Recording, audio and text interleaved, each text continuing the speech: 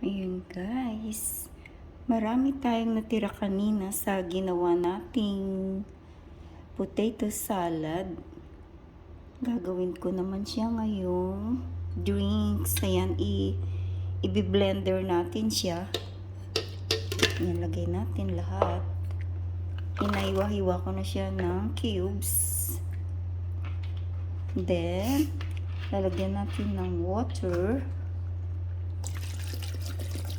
Yan at yan ay ating iinumin. Ayan.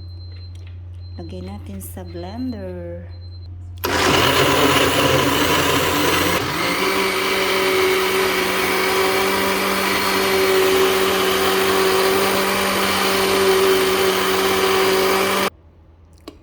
Ayan, it's ready. Look at that guys. Napaka-creamy niya. Sarap niyang inumin. Ayan, yung tubig guys ay malamig. Kaya, it's very healthy na masarap pa. Ayan, sarap niya guys. Thanks for watching.